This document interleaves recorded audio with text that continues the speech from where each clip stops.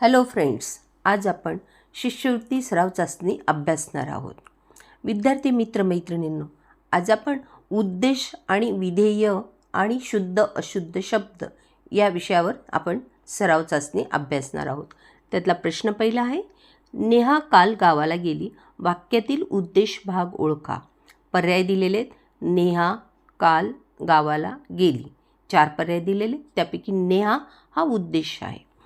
पुढचा आहे प्रश्न दुसरा, प्रियाने स्पर्धेत प्रथम क्रमांक मिळविला. वाक्यातील उद्देश भाग ओळखा. प्रियाने स्पर्धेत प्रथम मिळविला. प्रियाने हा उद्देश आहे. पुढचा आहे प्रश्न तिसरा, खूपच सुंदर हस्ताक्षर काढले साकेतने. वाक्यातील उद्देश भाग ओळखा.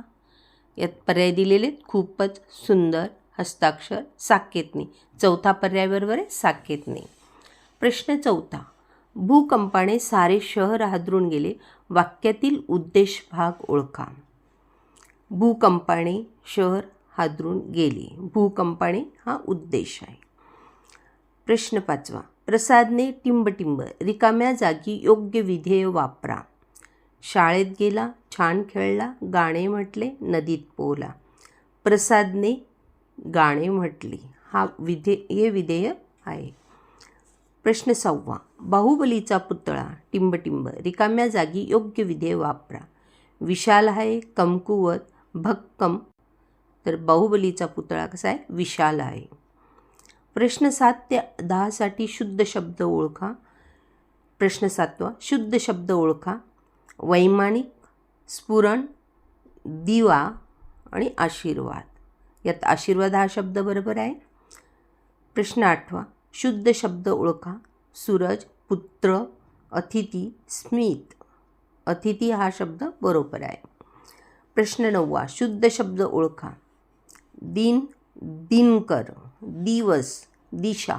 यात दिन हा शब्द बरोबर आहे. प्रश्न 10, लेखनदृष्ट्या अचूक शब्दाचा पर्याय निवडा. कृतज्ञ, कृतन, कृतम, कृतदन. तर कृतज्ञ हा शब्द बरोबर आहे. प्रश्न 11, खालील शुद्ध नसलेला शब्द ओळखा. इथे शुद्ध नसलेला शब्द ओळखायचा आहे. सूर्यास्त, विज्ञान, सुगंध, पुष्प. त्यात सुगंध हा अशुद्ध शब्द आहे, म्हणजे शुद्ध नाही आहे तो. प्रश्न 12, रोशन नेहमीच जोरात हसतो. वाक्यातील अशुद्ध शब्द ओळखा. रोशन नेहमीच जोरात हसतो.